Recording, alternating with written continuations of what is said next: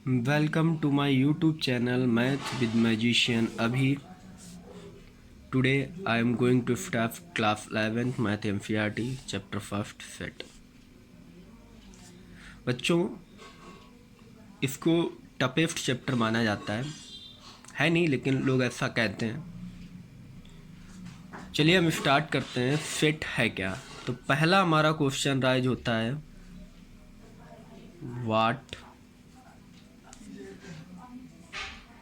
What is set? Set है क्या? तो सेट होता है, set is a collection of well defined object. देखिए मैं लिखे देता हूँ, set is the collection of well defined objects. आप इस बात को बड़े अच्छे से समझिएगा कि वेल डिफाइंड ऑब्जेक्ट क्या है। वेल डिफाइंड ऑब्जेक्ट का मतलब है, यानी जो भी ऑब्जेक्ट सेट में लिए जाए वो वेल डिफाइंड हो। दैट मीन्स जो कलेक्शन है हमारा, कलेक्शन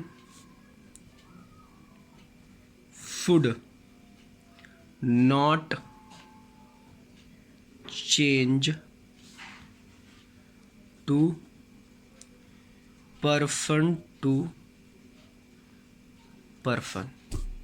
यानी दैट मीन्स कि जो कलेक्शन है वो वेल डिफाइंड तब होगा जब वो किसी दूसरे व्यक्ति, यानी दुनिया में कहीं पर भी किसी से भी इस बारे में जो जानकारी रखता है उससे अगर पूछा जाए तो वो फिट ना बदले। तो ऐसे फिट को कहते हैं हम वेल डिफाइंड, और वही हमारा फिट कहलाएगा। Fit is the collection of object. Object का कलेक्शन है, लेकिन वो ऑब्जेक्ट का जो कलेक्शन है वो वेल डिफाइंड होना चाहिए। ठीक है, तो वेल डिफाइंड कब होगा? जब वो किसी दूसरे व्यक्ति से, जैसे मैं पूछूं कोई चीज़, ठीक है, और किसी दूसरे से आप पूछें, किसी तीसरे से पूछें, चौथे से पूछें, जितने लोगों से पूछें, किसी भी दुनिया में एक भी व्यक्ति से वो बात बदले ना। एग्जाम्पल के लिए, जैसे odd natural number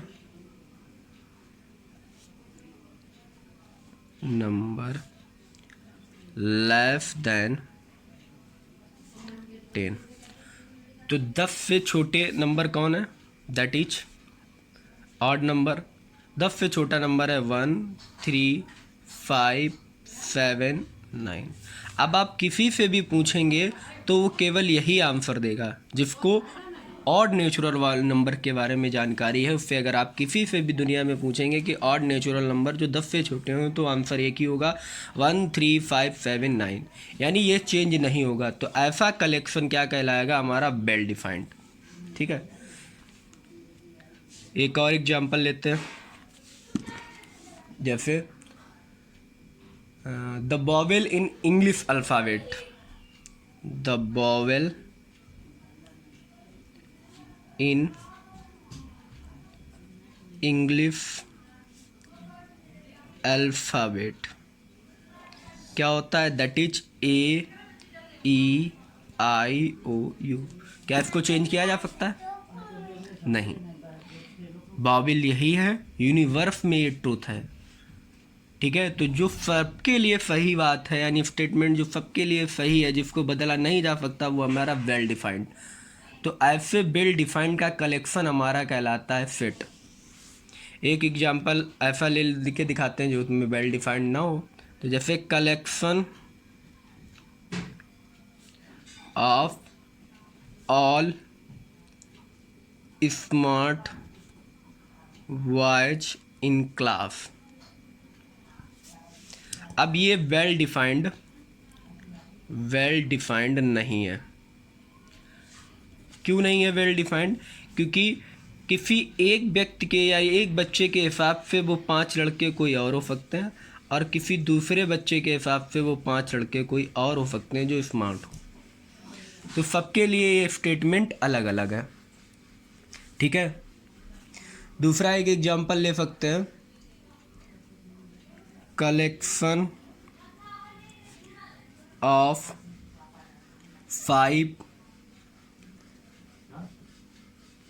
top most handsome actor. तो टाइप 5 मोस्ट हैंडसम एक्टर मेरे हिसाब से अक्षय है, आमिर है, शाहरुख है ना, रणवीर है और आदित्य है। ये मेरे हिसाब से माई सेल्फ। लेकिन आपके हिसाब से कोई और हो सकता है, जैसे किसी दूसरे को अक्षय पसंद है, उसको आमिर नहीं पसंद, ठीक है, वो आमिर की जगह मान लीजिए शाहिद को पसंद करता है ना। किसी उसके 5 मोस्ट हैंडसम एक्टर कोई और है, जॉन इब्राहिम को करता है, और इसके 5 मोस्ट एक्टर जो हैं वो अलग हैं, ठीक है। तो ये हमारा वेल डिफाइंड नहीं है, ये भी हमारे फिट बनेंगे, ऐसा नहीं कि फिट नहीं बनेंगे, फिट बन जाएंगे, लेकिन ये वेल डिफाइंड नहीं है। तो जब तक भी हमारे डेटा का कलेक्शन, हमारे ऑब्जेक्ट का कलेक्शन वेल डिफाइंड नहीं होता, तब तक हम उनको फिट नहीं कहते। यानी फिट का मतलब हुआ fit is a collection of well defined object. जब तक ऑब्जेक्ट वेल डिफाइंड नहीं है तब तक हम उसको कहेंगे कि ये फिट नहीं है, ठीक है। फिट हमारा वेल डिफाइंड होना चाहिए। नेक्स्ट, इनको किससे डिनोट करते हैं, किसको किससे डिनोट करते हैं, ये बात आती है। तो जब ऑब्जेक्ट्स, एलिमेंट, ठीक है, object, element and member of the set are synonym term. यानी कलेक्शन ऑफ ऑब्जेक्ट कहें, कलेक्शन ऑफ एलिमेंट कहें, कलेक्शन ऑफ मेंबर्स कहें, यानी किसी का भी कलेक्शन ऑब्जेक्ट, एलिमेंट, मेंबर, ये सब आपस में एक ही मतलब को शो करते हैं, इनका सबका मतलब एक ही है, ठीक है। नेक्स्ट बात आती है कि हम सेट को किससे रिप्रेजेंट करते हैं। तो सेट जो है, सेट को set are usually denoted by capital letters,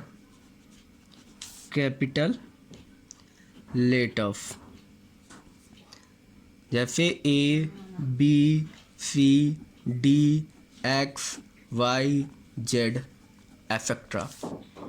और एलिमेंट को किससे सोल्व करते हैं, एलिमेंट या ऑब्जेक्ट को हम स्मॉल लेटर से रिप्रेजेंट करते हैं, किससे, स्मॉल लेटर से, जैसे A, B, C, D, X, Y, Z, ये एलिमेंट को शो करने का, ठीक है। नेक्स्ट मैं आपको बताता हूँ some more example of fit. Fit के कुछ रिप्रेजेंटेशन बन के आते हैं फिट के, तो आप उसको कैसे पता करेंगे कि इसका मतलब क्या है। वैसे आप कर सकते हैं, आपको पता चल जाएगा, लेकिन फिर भी मैं आपको बता देता हूँ। जैसे अगर कैपिटल N लिखा हुआ है, क्या लिखा हुआ है, कैपिटल N, तो इसका मतलब है fit of all natural number,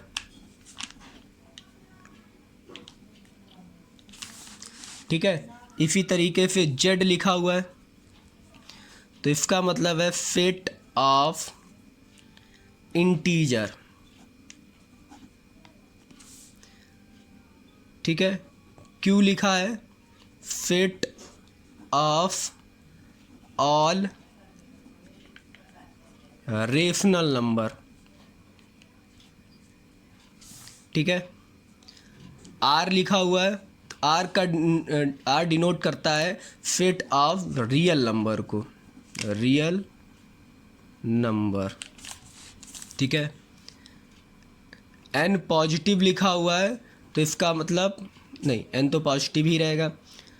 Z positive लिखा हुआ है तो Z पॉजिटिव का मतलब positive integer, fit of, fit लिख दीजिए आगे, fit of positive integer. Q plus लिखा हुआ है, इसका मतलब fit of positive rational number, और आर प्लस लिखा हुआ है तो fit of positive real number. ठीक है, नेक्स्ट एक नोट है, एक इसी में आप लोग वर्ड पढ़ेंगे बिलोंग्स टू और डज नॉट बिलोंग्स टू। इसका मतलब होता है डज नॉट बिलोंग्स टू और इसका मतलब होता है बिलोंग्स टू। ये क्या है, तो इसके लिए नोट में लिखिए, देखिए इसका मतलब होता है if A is an element, ठीक है, ऑफ सेट ए, किसी सेट का ए एलिमेंट है तो हम लिखेंगे ए बिलोंग्स टू ए। अगर नहीं है, if A is not element of set ए तो हम लिखेंगे ए डज नॉट बिलोंग्स टू ए। ठीक है, ये जो बिलोंग्स है it is a Greek symbol, इसका मतलब होता है एप्सिलॉन, इसको पढ़ते हैं एप्सिलॉन, ग्रीक लेटर है ये एप्सिलॉन, जिसको यहाँ पर हम बिलोंग्स टू और डज नॉट बिलोंग्स टू के रूप में पढ़ते हैं। बिलोंग्स टू का मतलब होता है वो एलिमेंट उस सेट्स में है, और बिलोंग्स टू का डज नॉट बिलोंग्स टू का मतलब वो एलिमेंट उसमें नहीं है।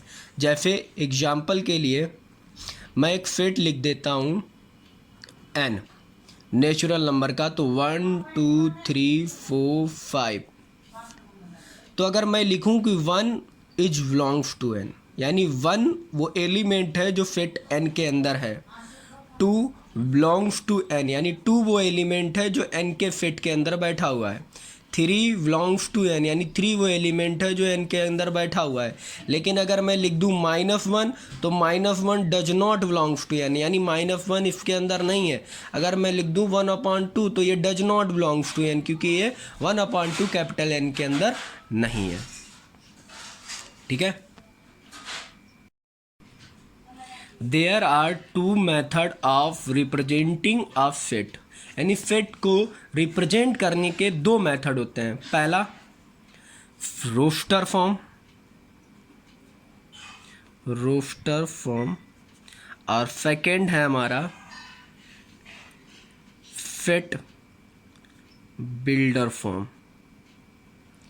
रोस्टर फॉर्म को हम और एक कहते हैं और टेबुलर फॉर्म, यानी टेबल की फॉर्म में रिप्रेजेंट करना, टेबुलर फॉर्म। और सेट बिल्डर फॉर्म का मतलब सेट की फॉर्म में रिप्रेजेंट करना।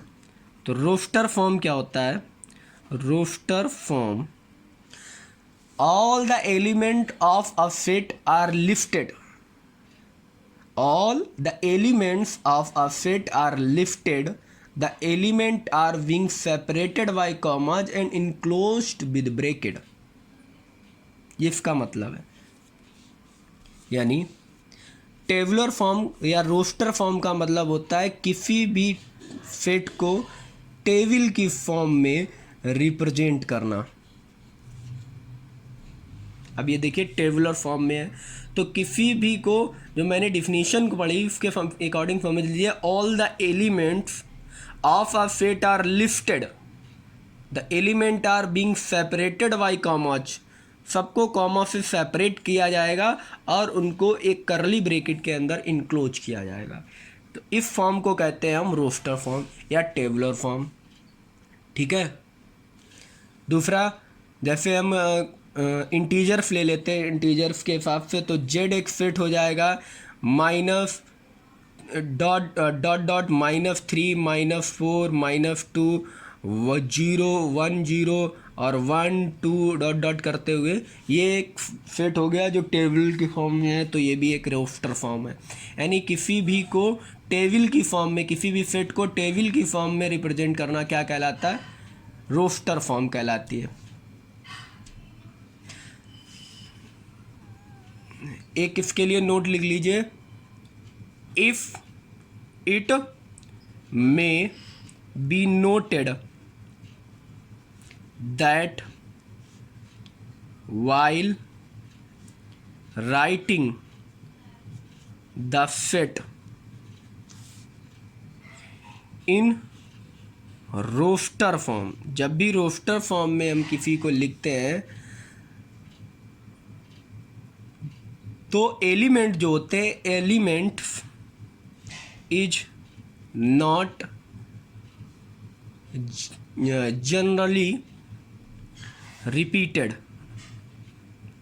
इसका मतलब केवल इतना हुआ कि जैसे अगर एक सेट हमें बनाना है स्कूल वर्ड का, ठीक है, मेरे पास एक वर्ड है स्कूल, SCHOOL, तो इसको जब हम रोस्टर फॉर्म में बनाएंगे तो SCHOL, यानी यहाँ पर जो ओ 2 बार आए हैं तो सेट में कोई भी एलिमेंट रिपीट नहीं करता, सेट में कोई भी एलिमेंट रिपीट नहीं करेगा, तो केवल एक बार ही ओ लिखा जाएगा, ठीक है, 2 बार उनको वहाँ पर रिपीट नहीं किया जाता।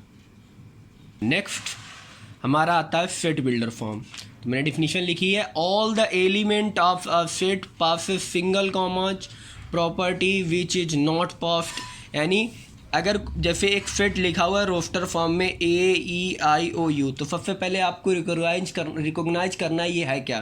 तो जब हमने इसको देखा और हमने रिकॉग्नाइज किया कि ये बॉबल्स है, इंग्लिश के बॉबल्स है, तो बॉबल्स को रिप्रेजेंट करने के लिए हम V का प्रयोग करते हैं, कैपिटल V इक्वल टू। अब सेट को सेट बिल्डर फॉर्म में कन्वर्ट करेंगे, यानी स्टेटमेंट की फॉर्म में, ऐसी फॉर्म में जिससे सेट बनता हो, तो उसके लिए हम लिखते हैं X सच दैट X, ये फाइन है such that X such that X is, colon को हम पढ़ते हैं यहाँ पर such that X such that X is a vowel in English alphabet, और फिर हम लगा देते हैं दोनों तरफ से करली ब्रैकेट, और ये हमारा हो गया सेट बिल्डर फॉर्म में। एक अगर और एग्जांपल ले लेते हैं, कोई रोस्टर फॉर्म दी गई है 4 5 6 7 8 9, तो देखिए क्या है। तो जब हम इसको रिकॉग्नाइज करेंगे तो हमें रिकॉग्नाइज करने पर दिख रहा है कि X such that X is a natural number, पहले तो नेचुरल है, नेचुरल नंबर है, ठीक है, और क्या है, वो भी X जो है वो 3 से बड़ा है और 10 से छोटा है। तो ये हमारा स्टेटमेंट हो गया, स्टेटमेंट की फॉर्म में।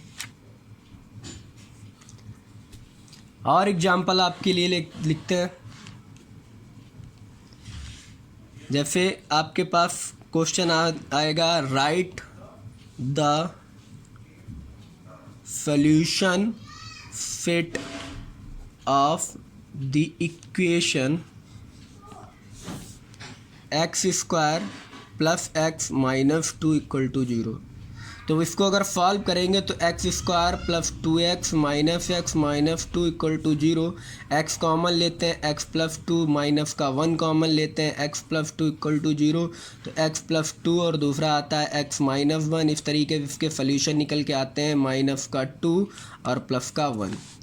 तो सोल्यूशन इसका हम डायरेक्ट अब लिख देंगे, ये आपको समझाने के लिए मैंने पूरा सॉल्व किया है। तो सोल्यूशन इसका होगा x माइनस 1 और x plus 2, that is x equal to 1 comma minus 2, और इसको जब हम सेट की फॉर्म में लिखेंगे रोस्टर फॉर्म में, रोस्टर फॉर्म इसकी हो जाएगी करली ब्रैकेट में 1 कामा माइनस 2, ठीक है।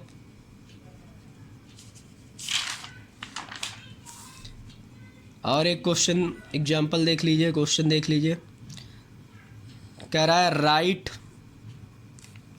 The set x such that x is a positive integer and x square is less than 40 in the 48 sorry, x square is less than 40 in the roster form. ये कौन सी form है? देखिए statement लिखा हुआ है तो ये फिट बिल्डर फॉर्म है। अब इस फिट बिल्डर फॉर्म को आपको रोस्टर फॉर्म में लिखना है तो ये सोल्यूशन आपका हो जाएगा a equal to x square is less than 40, तो 40 से कम एक्स स्क्वायर किसका होगा? जो इसके स्क्वायर हो, तो 1 2 3 4 5 6, क्योंकि स्क्वायर निकालेंगे तो क्या होगा इसका स्क्वायर 48 का, जो x square is less than 40, तो इससे 40। अब अगर 7 का स्क्वायर करेंगे तो 7 7 जा 49 होता है, यानी 7 का स्क्वायर 48 से ज़्यादा होगा तो उससे छोटे होंगे 1 2 3 4 5 एंड 6। अब आपको आई होप समझ में आया होगा। फिर से एक बार आप लोग ओरली सुन लीजिए सबका मतलब क्या होता है। पहला आपका मतलब है कि फिट क्या है, तो फिट होता है collection of well defined object, यानी ऐसे ऑब्जेक्ट का कलेक्शन जो डिफाइंड हो, सबके लिए सेम हो, जिसमें चेंज ना हो, किसी पर्सन टू पर्सन चेंजेस ना आते हो, उसको हम कहते हैं वेल डिफाइंड। और ऐसे वेल डिफाइंड कलेक्शन को कहते हैं सेट। ठीक है, सेट को कैपिटल लेटर से रिप्रेजेंट किया जाता है, एलिमेंट मेंबर और ऑब्जेक्ट को स्मॉल लेटर से रिप्रेजेंट किया जाता है। ऑब्जेक्ट, एलिमेंट और मेंबर तीनों बात एक होती है। आपने फिर सेट के रिप्रेजेंटेशन पढ़े तो capital N natural number, capital Z integer, Q rational number और आर दिखाता है हमारे रियल नंबर को रिप्रेजेंट करता है। ब्लॉन्ग साइन पढ़ा है जो एप्सिलॉन होता है। उस ब्लॉन्ग साइन का मतलब होता है कि अगर कोई एक किसी सेट में बिलोंग करता है दैट मीन्स वो एलिमेंट उस सेट के अंदर है, और अगर बिलोंग्स नहीं करता है तो हम कहते हैं does not belong to, that means कि वो उसके अंदर नहीं है, उस सेट के अंदर। फिर हमने पढ़ा सेट को कितने फॉर्म से रिप्रेजेंट किया जा सकता है, तो सेट को 2 फॉर्म में रिप्रेजेंट किया जा सकता है, एक रोस्टर फॉर्म या टेबुलर फॉर्म, दूसरी set builder form. Roster form का मतलब होता है किसी भी सेट के एलिमेंट को हम कॉमा से सेपरेट करते हैं और उसको कर्ली ब्रैकेट के अंदर इनक्लोज करते हैं। ठीक है, सेट में कोई भी वर्ड रिपीट नहीं होता। अगर एक बार कोई एलिमेंट लिख गया है तो दोबारा उसको नहीं लिखा जाता। सेट बिल्डर फॉर्म ऐसी फॉर्म जिससे सेट बिल्ड होता है, सेट बनता है, यानी स्टेटमेंट वाली फॉर्म, उसको कहते हैं सेट बिल्डर फॉर्म। उसको बनाने के लिए पहले आप रोस्टर फॉर्म में जो सेट दिया गया है उसको रिकॉग्नाइज करिए, यानी वो सेट है क्या, और उसको रिकॉग्नाइज करने के बाद आप उसके लिए एक स्टेटमेंट लिखेंगे जो मैंने आपको लिखना बताया, एक्स सच दैट एक्स करके, एक्स सच दैट एक्स करके आप उसको लिखेंगे और आप के जो सेट बिल्डर फॉर्म है वो टेबुलर फॉर्म में कन्वर्ट हो जाएगी। अगर आपको आज का टॉपिक पसंद आया हो तो प्लीज़ चैनल को सब्सक्राइब करें, शेयर करें, वॉच करें, बाकी दोस्तों के पास भेजें, पर अपने रिलेटिव्स के पास भेजें, जिससे मुझे और इनकरेज मिले और ऐसे ही मैं आपके लिए अच्छे से अच्छे वीडियो बनाता रहूं। अगर आपको इस चैप्टर से रिलेटेड, इस टॉपिक से रिलेटेड कोई क्वेरी है तो आप कमेंट बॉक्स में आकर मुझसे वो पूछ सकते हैं। मैं 100% आपकी क्वेरी को सॉल्व करूँगा। I hope, God bless you.